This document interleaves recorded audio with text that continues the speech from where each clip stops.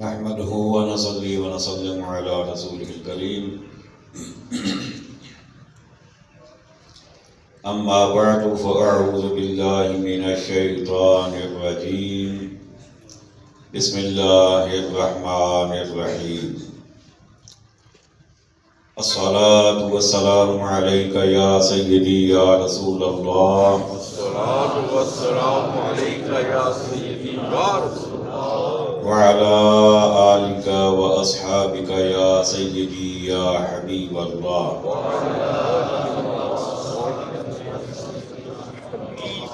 الصلاة والسلام عليك يا سيدي يا رحمة للعالمين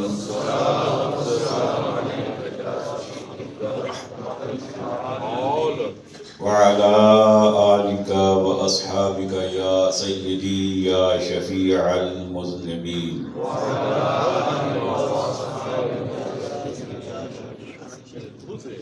واجب صدر عظیم، دوستان عزیز، بزرگان دین و ملت، آج کا جو ہمارا درس ہے وہ اس بات پر ہے کہ الہ یعنی معبود کی پہچان کیا ہے۔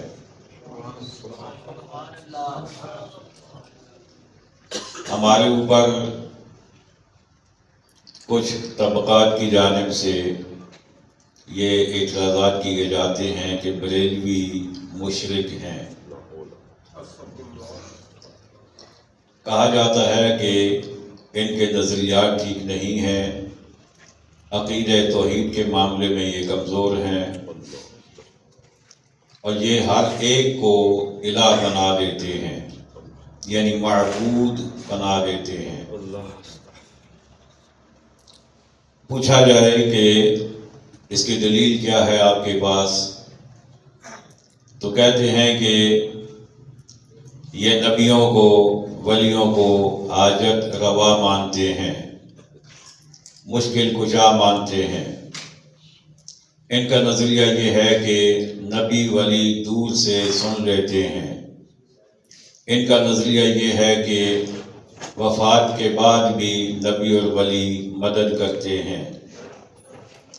تو اس وجہ سے یہ ساری جو چیزیں ہیں یہ تو معبود کی پہچانیں ہیں اور معبود کی شانیں ہیں، تو یہ نبیوں اور ولیوں میں یہ چیزیں مانتے ہیں، لہذا یہ مشرک ہیں اور یہ الہ اور معبود سب کو بنا دیتے ہیں۔ بات سمجھ آ رہی ہے آپ کو؟ اعتراض کیا ہے؟ پہلے اعتراض سمجھیں گے تو پھر جواب سمجھ آئے گا۔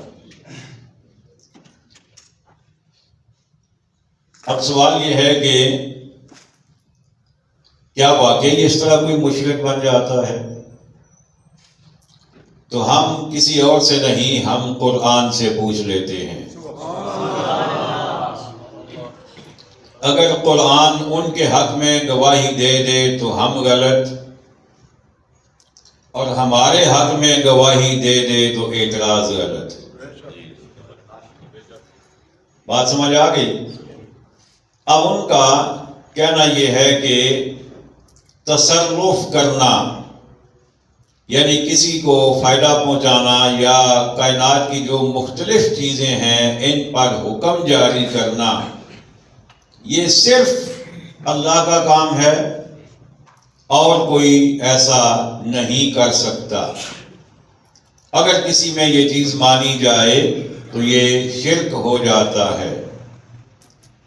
رب کا قرآن سورت کا نام صاد، آیت نمبر 36، خالق کائنات نے فرمایا فَسَخَّرْنَا لَهُ الرِّيحَ تَجْرِي بِأَمْرِهِ۔ حضرت سلیمان علیہ السلام کا ذکر ہے کہ ہم نے سلیمان علیہ السلام کو ہوا پر کنٹرول عطا فرما دیا۔ تجری بِأَمْرِهِ، وہ سلیمان کے حکم سے چلتی ہے۔ ہمارا ویسے سب کا بنیادی نظریہ کیا ہے کہ ہوا کس کے حکم سے چلتی ہے؟ اللہ کے حکم سے، اور اللہ کہہ رہا ہے کہ سلیمان کے حکم سے چلتی ہے۔ میں تو نہیں کہہ رہا نا، میں تو ترجمہ کر رہا ہوں، ترجمہ آپ کسی کا نکال کے دیکھ لیں. میں نے سورت کا نام بھی بتا دیا، آیت کا نمبر بھی بتا دیا. فسخرنا لہ الریح، ہم نے ہوا کو مسخر کر دیا اس کے لیے، یعنی سلیمان علیہ السلام کے لیے، یعنی قابو دے دیا، کنٹرول دے دیا. تجری بامرہ، وہ اس کے حکم سے چلتی ہے، یعنی سلیمان علیہ السلام کے حکم سے.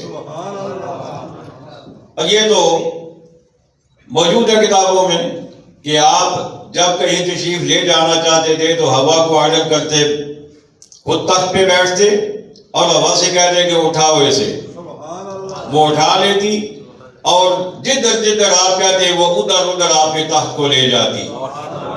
اور جہاں رکنا چاہتے فرماتے اس کو نیچے اتار دو، تو ہوا اس کو نیچے اتار دیتی.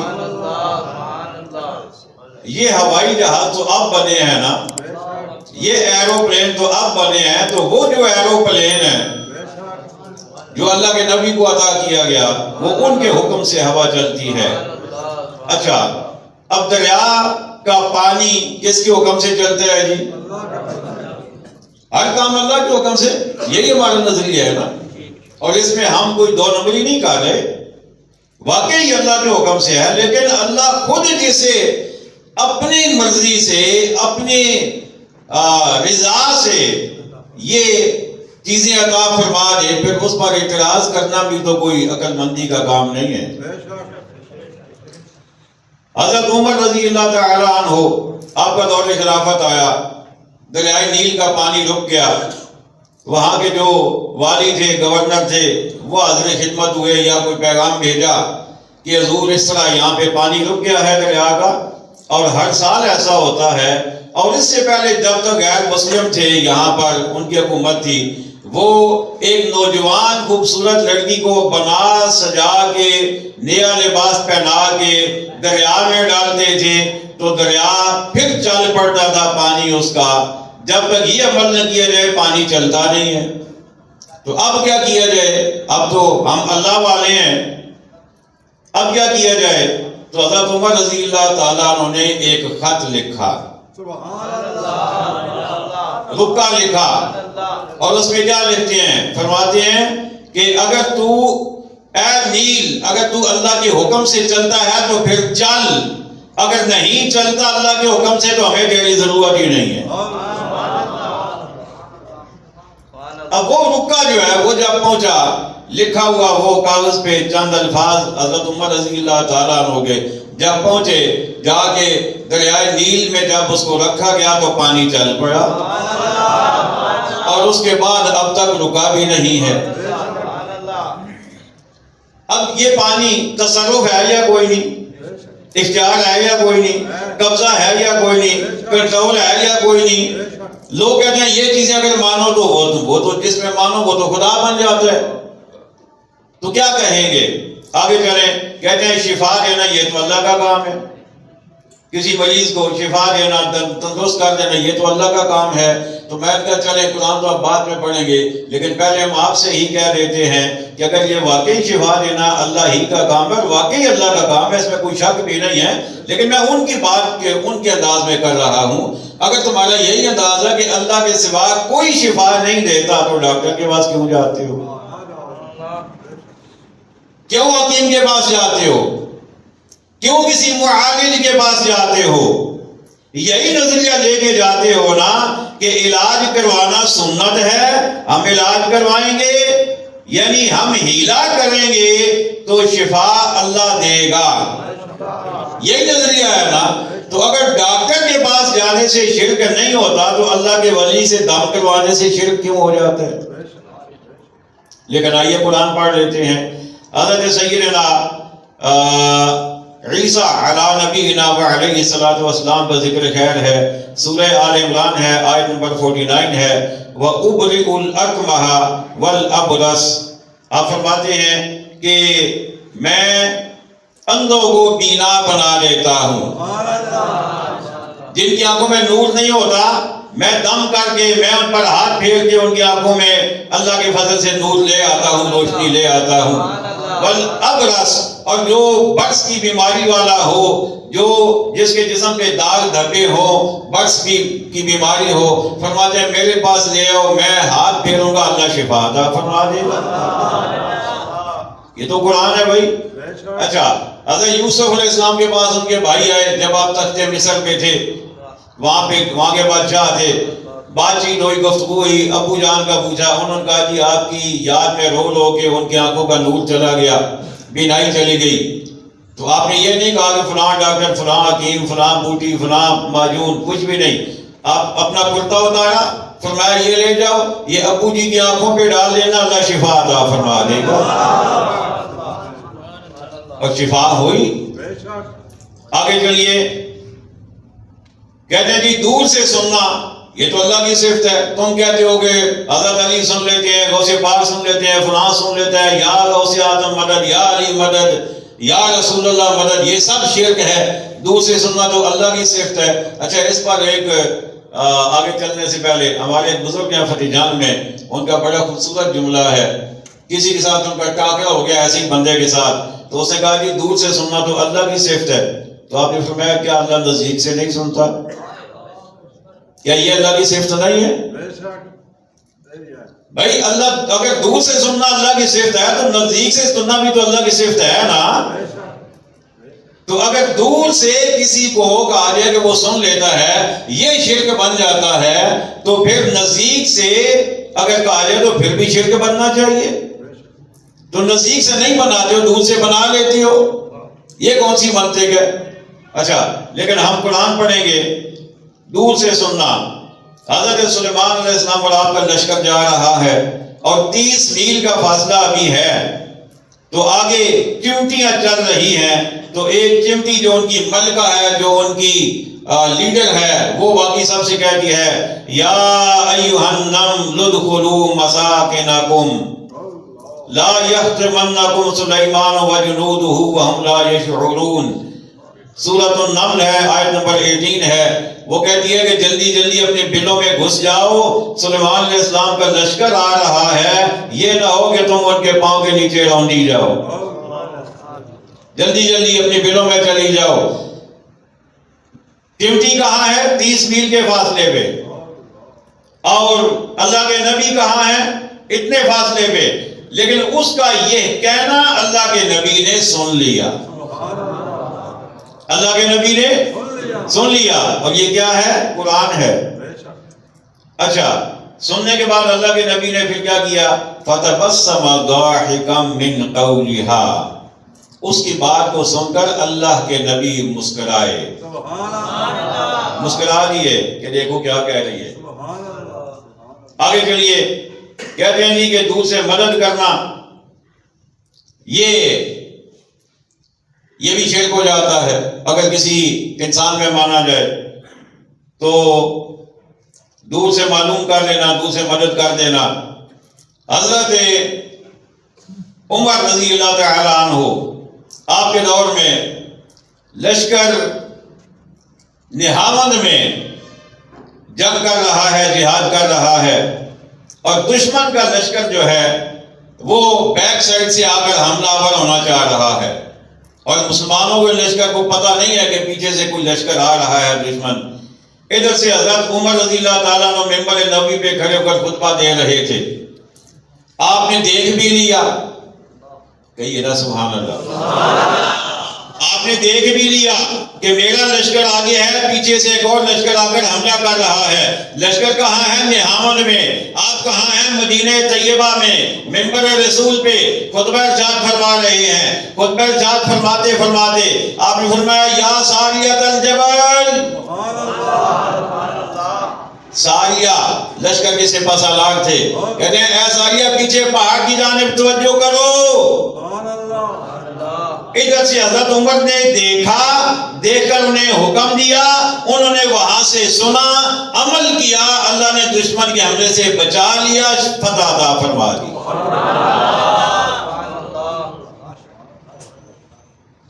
کہتے ہیں جی حاضر ناظر ماننا کسی کو، اس سے بھی شرک ہو جاتا ہے، اور ہمارے یہ نظریہ ہے کہ ہمارے آقا علیہ الصلوۃ والسلام حاضر اور ناظر ہیں۔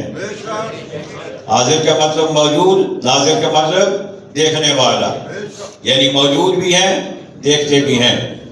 اور دیکھتے کیسے ہیں، موجود کیسے ہیں؟ اپنی نورانیت سے، اپنے مزاج مبارک میں موجود ہیں اور نور نبوت سے ملاحظہ فرماتے ہیں. یہ ہمارا نظریہ ہے. ہاں جب اللہ چاہتا ہے تو آپ جہاں چاہیں تشریف بھی لے جاتے ہیں، تشریف بھی لے جاتے ہیں. اب اس پر ایک دلیل آپ کو دے دوں جو آپ سب کو پہلے سے پتا ہے. جب آقا علیہ السلام معراج پر تشریف لے گئے تھے تو سارے نبی جو پہلے اپنی مزارات میں جا چکے تھے، اپنی دنیاوی زندگی کا معاملہ مکمل فرما چکے تھے، تو وہ جو تھے وہ سارے کے سارے نبی مسجد اقصی میں آئے تھے یا کوئی نہیں؟ شب معراج آقا کے پیچھے نماز پڑھی تھی یا کوئی نہیں؟ تو اگر وہ سارے اپنی وصال کے بعد بھی آ سکتے ہیں تو ہمارے آقا تو ان کے بھی آقا ہیں، ان کے بھی امام ہیں. تو اگر وہ حاضر ہو سکتے ہیں، تشریف لا سکتے ہیں، تو ہمارے آقا بھی تشریف لا سکتے ہیں، لیکن جب اللہ چاہے. ہمارا نظریہ بالکل کلیئر ہے. ہم یہ نہیں کہ خود بخود نہیں، جب اللہ چاہے، جب چاہے جہاں چاہے، نہ چاہے تو نہیں. جب وہ چاہے تو حاضر اور ناظر. دیکھنا آقا علیہ السلام دیکھتے کیسے ہیں؟ آقا علیہ السلام کا اپنا ارشاد گرامی ہے. آپ فرماتے ہیں کہ میرے غلاموں، یہ ساری جو دنیا ہے نا، یہ ایسے ہے میرے سامنے جیسے ہاتھ کی ہتھیلی ہوتی ہے. تو آپ دیکھیے ہاتھ کی ہتھیلی میرے سامنے ہے، کیا چھپا ہو سکتا ہے یہاں سے؟ کوئی چیز چھپ سکتی ہے؟ تو آقا علیہ السلام ایسے فرماتے ہیں، ایسے میرے سامنے جیسے ہاتھ کی ہتھیلی ہوتی ہے. تو آقا علیہ السلام حاضر بھی ہیں، ناظر بھی ہیں. اب اس پر آیت کریمہ پیش کر دیتا ہوں کہ ایک بندہ ایک ہی وقت میں مختلف جگہوں پہ موجود کیسے ہو سکتا ہے کہ ادھر بھی موجود رہے، ادھر بھی موجود رہے. اچھا چلیں اس پر ایک اور دلیل پہلے پیش کر دوں. وہ دلیل یہ ہے کہ شیطان کے بارے میں تو سارے مانتے ہیں کہ وہ ایک ہی وقت میں انگلینڈ میں بھی، ایران میں بھی، تہران میں بھی، ترکی میں بھی، دنیا کے ہر کونے میں ہر مسلمان کو ورگلاتا ہے. یعنی وہاں وہ اپنا تصرف کرتا ہے، اس کے اختیار مان لیتے ہیں، نبی کا نہیں مانتے. لیکن آئیے قرآن، حضرت سلیمان علیہ السلام کا دربار لگا ہوا ہے، تخت بلقیس کی بات ہو رہی ہے. تو سلیمان علیہ السلام نے فرمایا کہ مجھے وہ تخت چاہیے. کون لے کے آئے گا؟ 2 دن کے جانے کا 2 دن کے آنے کا فاصلہ موجود ہے. کون لے کے آئے گا؟ ملکہ بالکل قریب آ چکی ہے، بالکل قریب آ چکی ہے. سلیمان علیہ السلام نے فرمایا مجھے تخت چاہیے اس کے آنے سے پہلے، اس کا تخت چاہیے. ایک جن بولا، اس نے کہا حضور میں لے آؤں گا. فرمایا کتنی دیر میں؟ کہنے لگا جب تک آپ کا دربار برخاست ہوگا اس سے پہلے لے آؤں گا. آپ نے فرمایا نہیں، مجھے اس سے بھی پہلے چاہیے. اب ایک عالم دین اٹھا، اور عالم دین بھی کون سا؟ کہ علم من الکتاب، یعنی کتاب کا کچھ علم تھا اس کے پاس، پوری کتاب کا نہیں. من تبعیضیہ ہے، یعنی کچھ علم تھا، پوری کتاب کا علم نہیں تھا. وہ اٹھا، اس نے کہا حضور میں لے آؤں گا. فرمایا کتنی دیر میں؟ اس نے کہا آپ کی آنکھ جھپکنے سے پہلے. آپ نے فرمایا لے آؤ. اس نے کہا حضور حاضر ہے. کیا کہا؟ اس نے کہا حضور حاضر ہے. جب آپ نے دیکھا تو تخت پاس پڑا ہوا ہے. اس نے کہا آنا آتی کا بھی، میں اسے لے آؤں گا. اسے یہ نہیں کہا کہ میں منگا لوں گا یا میں وہاں سے اٹھا لوں گا، نہیں، میں لے آؤں گا. لے آؤں گا کا مطلب یہ کہ جاؤں گا بھی، آؤں گا بھی، اور لاؤں گا بھی. وہ گیا بھی، وہ لایا بھی، اپنی جگہ سے غائب بھی نہیں ہوا. ادھر بھی موجود رہا، ادھر بھی گیا، تو لے بھی آیا. تو اگر وہ لا سکتا ہے جسے کتاب کا کچھ علم حاصل تھا، تو جن پر کتاب نازل ہوئی، اور کتاب بھی ہو جسے قرآن مجید کہتے ہیں، تو پھر ان کی شانوں کا کیا کہنا. اللہ اکبر. بس ایک بات اور اسی حوالے سے کہ اب یہ جتنی باتیں ہیں کہ مشکل کشائی کرنا، حاجت روائی کرنا، اور دور سے سننا، دور سے دیکھنا، دور سے مدد کرنا، تصرف کرنا، حاضر و نازل ہونا، یہ سب کچھ تو قرآن سے ثابت ہے، غیر اللہ کے لیے بھی ثابت ہے یا کوئی نہیں؟ آپ سن چکے، سمجھ چکے، ساری باتیں قرآن سے یا حدیث سے میں نے کی ہیں، کوئی بات ہم نے ڈٹکی نہیں کی ہے، ساری باتیں قرآن حدیث سے۔ اچھا، اب پھر مسئلہ یہ ہے کہ پھر الہ ہوتا کون ہے؟ ہمارے علماء نے کیا پہچان بتائی ہے کہ الہ کون ہوتا ہے؟ ہمارے علماء نے 2 پہچانیں بتائی ہیں، یا 3 کہہ لیں۔ وہ 3 پہچانیں کیا ہیں؟ ایک یہ ہے کہ الہ وہ ہوتا ہے جو واجب الوجود ہوتا ہے۔ لفظ تھوڑا سا مشکل ہے، 1-2 دفعہ آپ کہیں گے تو آپ کو یاد ہو جائے گا۔ واجب الوجود، واجب الوجود کا مطلب یہ ہوتا ہے کہ جس کا وجود ہر وقت ہو، ہر دور میں ہو، کبھی ایسا نہ ہو کہ اس کا وجود نہ ہو۔ وجود کا مطلب ہونا، کوئی دور ایسا نہ گزرا ہو کہ جس میں وہ نہ ہو، کوئی دور ایسا نہ آئے جس میں وہ نہ ہو، وہ ہمیشہ سے ہو، ہمیشہ کے لیے ہو، اسے کہتے ہیں واجب الوجود، اور وہ ہوتا ہے الہ، وہ ہوتا ہے معبود۔ اچھا، اب بتائیے سوائے رب کے ایسا ہے کوئی؟ ہمارے نظریے میں تو کوئی نہیں ہے، کسی اور کے نظریے میں ہو تو ہم کچھ کہہ نہیں سکتے، ہمارے نظریے میں تو کوئی نہیں ہے۔ ہمارے آقا علیہ الصلوۃ والسلام بھی، آپ بھی تخلیق کیے گئے، آپ کا نور بھی تخلیق ہوا، اور جسمانی طور پہ بھی آپ تشریف لائے، پہلے آپ نہیں تھے، پھر اللہ نے آپ کو تخلیق فرمایا۔ سارے انبیاء، سارے اولیاء، ساری کائنات، زمین، آسمان، پہاڑ، چرند پرند، سب کچھ پہلے نہیں تھا، اور پھر اللہ نے بنا دیا، اور پھر ایک وقت وہ بھی آئے گا کہ یہ سب کچھ تہس نہس ہو جائے گا۔ یہ جتنے بھی کائنات کا نظام ہے، زمین، آسمان، پہاڑ، سمندر، سب کچھ تہس نہس ختم ہو جائے گا۔ انسان جو ہے وہ موت کا ذائقہ چکھیں گے، اپنی اپنی قبور میں چلے جائیں گے، اور اس کے بعد پھر جنت اور دوزخ کا معاملہ ہوگا، اور اس کے بعد کیا ہوگا کہ جنتی جنت میں، دوزخی دوزخ میں، ٹھیک ہے؟ تو ہم اللہ کے سوا کسی کو واجب الوجود نہیں مانتے، اور جو واجب الوجود ہو وہی الہ ہوتا ہے۔ ایک پہچان یہ۔ دوسری پہچان یہ ہے کہ جو مستحق عبادت ہو، اور مستحق عبادت وہی ہوتا ہے جو واجب الوجود ہوتا ہے، اور کوئی مستحق عبادت نہیں ہوتا۔ ہم اللہ کے سوا کسی کو عبادت کے لائق سمجھتے ہیں؟ کبھی کسی نے کہا؟ کبھی آپ نے سنا کسی عالم سے؟ کبھی بھی نہیں، ہو ہی نہیں سکتا۔ اور تو اور ہم تو آقا کے بارے میں بھی ایسا نظریہ خدا نخواستہ نہیں رکھتے، کسی کے بارے میں نہیں رکھتے۔ عبادت کے لائق صرف اللہ کی ذات ہے، بس۔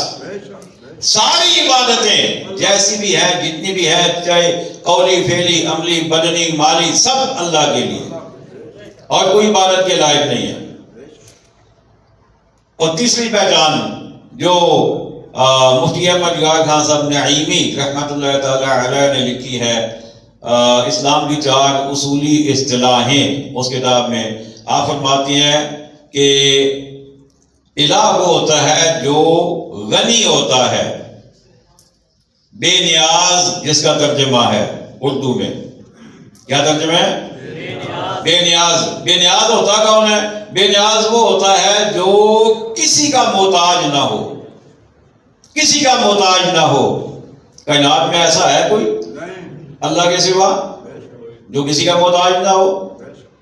بڑے سے بڑا، چھوٹے سے چھوٹا، کوئی مخلوق ایسی نہیں ہے جو کسی کے محتاج نہ ہو، سب محتاج ہیں، کوئی کسی کا، کوئی کسی کا، کوئی کسی کا، اور پھر سارے کے سارے اللہ کے محتاج ہیں، سب اللہ کے محتاج ہیں۔ ہمارے آقا صلی اللہ علیہ وسلم، ہمیں بڑا پیار ہے اپنے آقا سے، آقا کی بڑی شانیں، بڑی عظمتیں، بڑی رفعتیں، لیکن ہم آپ کو اللہ کا محتاج مانتے ہیں، ہم آپ کو بے نیاز نہیں مانتے، آپ اللہ کے محتاج ہیں۔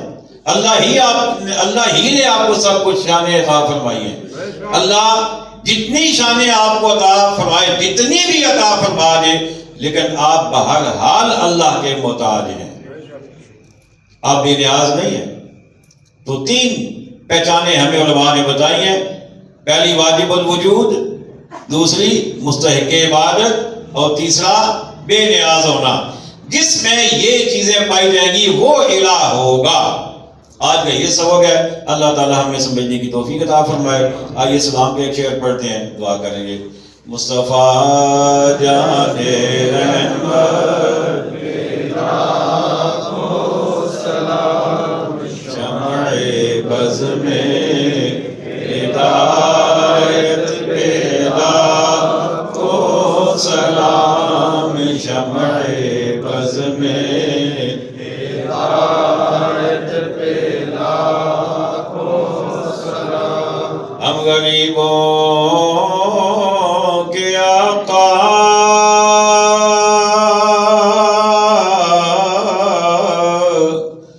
پہ بے حد درود، ہم غریبوں کے آقا پہ بے حد درود، ہم فقیروں کی سرور کے لاکھوں سلام، مصطفیٰ جان رحمت کے لاکھوں سلام، شمع بز میں ہدایت پہ لاکھوں سلام۔ السلام اے سبز گنبد کے مکین، یہ سب السلام اے رحمت للعالمین، یا الہی صدقہ ذکر رسول، یہ سلام عاجزانہ ہو قبول۔ الحمدللہ رب العالمین والعاقبۃ للمتقین، والصلاة والسلام على خاتم الأنبياء والمرسلين والمعصومين، وعلى آله الطيبين الطاهرين، وأصحابه الهادين المهديين، وعلى النبيين والصديقين والشهداء والصالحين، وعلينا معهم أجمعين۔ ربنا آتنا في الدنيا حسنة وفي الآخرة حسنة وقنا عذاب النار۔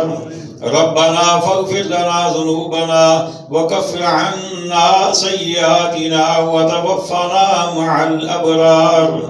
ربنا لا تزغ قلوبنا بعد إذ هديتنا وهب لنا من لدنك رحمة إنك أنت الوهاب۔